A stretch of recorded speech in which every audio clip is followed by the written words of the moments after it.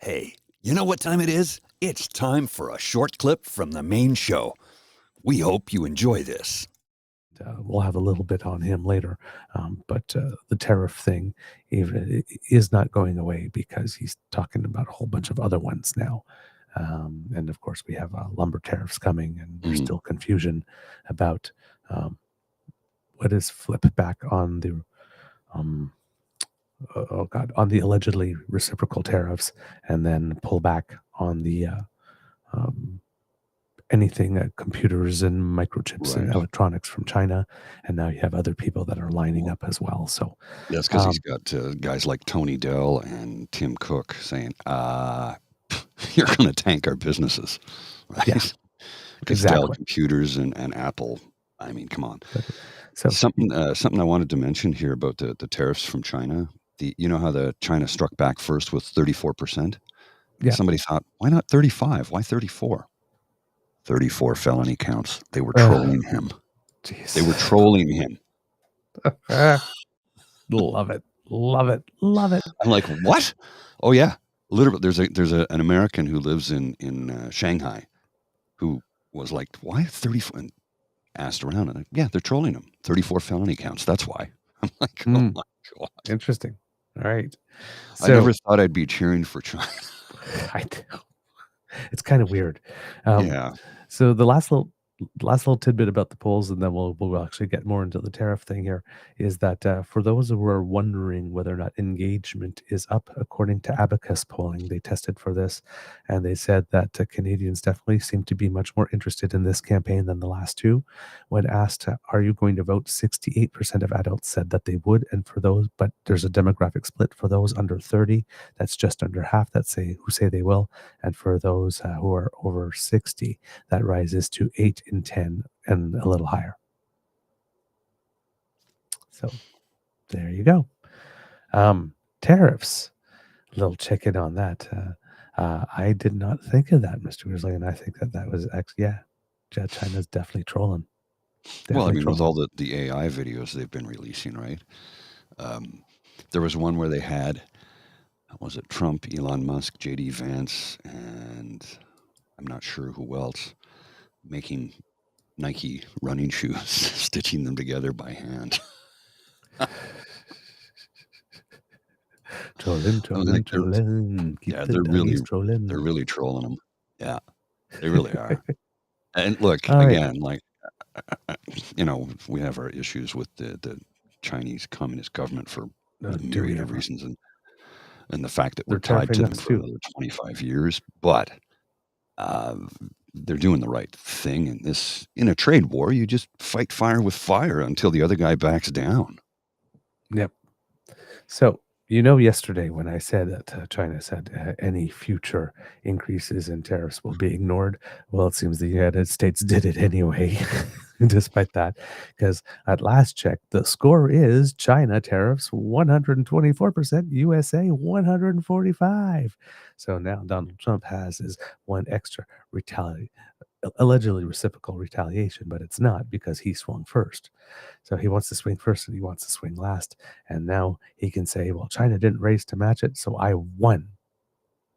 You won. But the tariffs at 124% to 145, and you're shoveling backwards on the 124 on electronics because, hey, Americans buy a lot of electronics, right? And just like getting in the way of their love of tasty, spongy, cakey things by rising the price of eggs, get in the way of their Netflix and chill time by making the cost of a computer go up by 125%, 145% now, probably would not go over very well and would be noticed very quickly.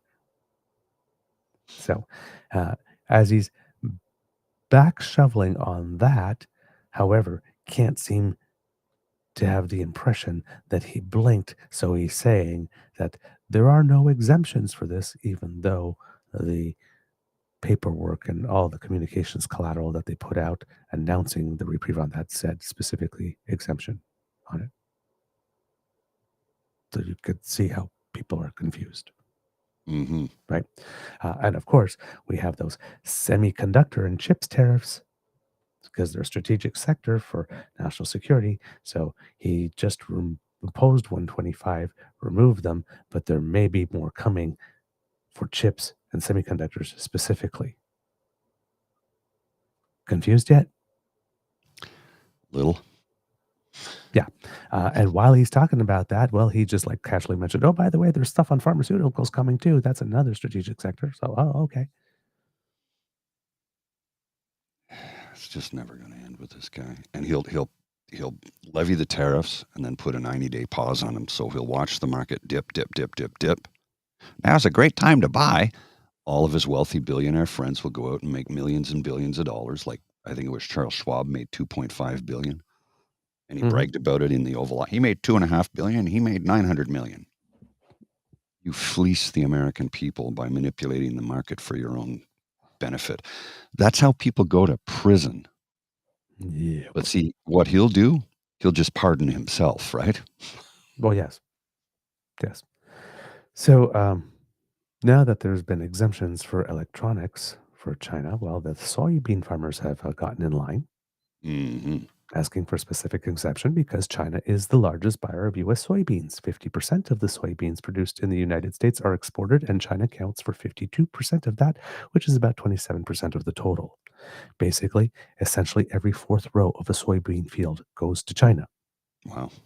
And the soybean farmers already know that tariffs are not great because the last time IQ 47 told this was just a few years ago.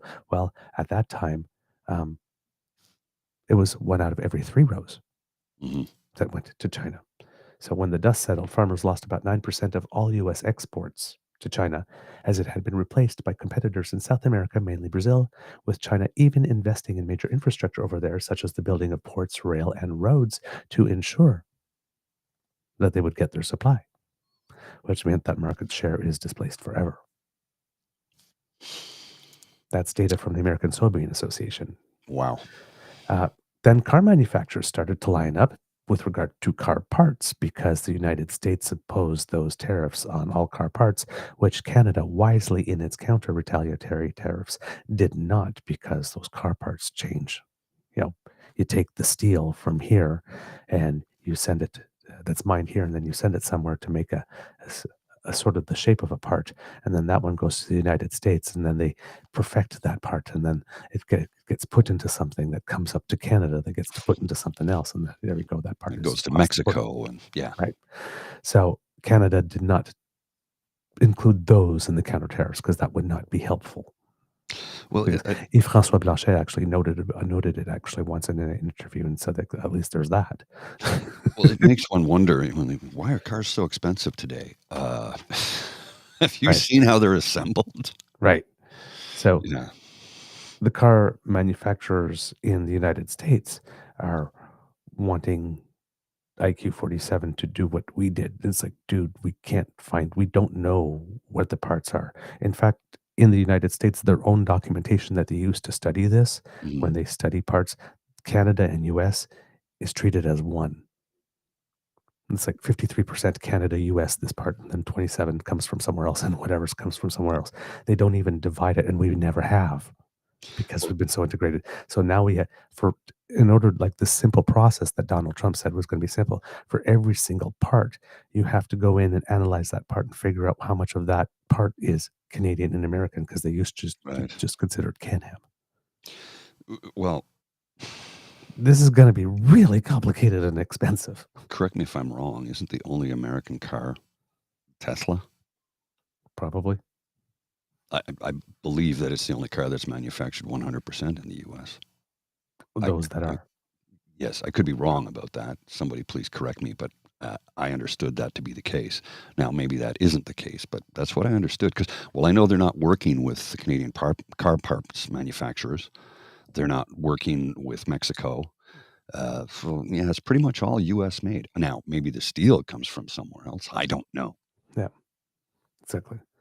So on the car parts, it looks like, from based on some comments, that IQ 47 seems to be indicating that he's open to an extension of the, uh, he might come back in the next day and say, no, that's not an extension, even though it's an extension of that waiver on those tariffs to, of course, allow time for the American companies to adapt.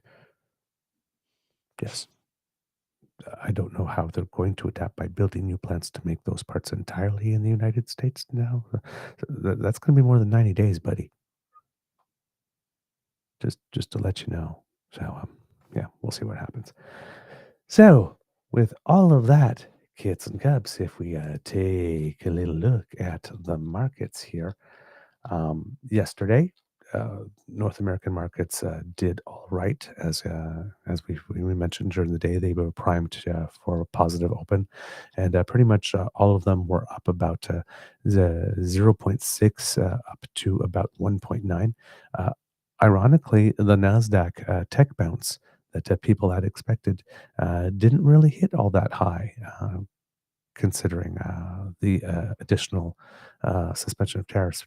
Again, probably because he opened his yap and said it's not really so then when is 90 days potentially maybe not 90 days, Hmm. 1.5 days after 90 days was announced? Well, when Donald Trump is president. So there you go.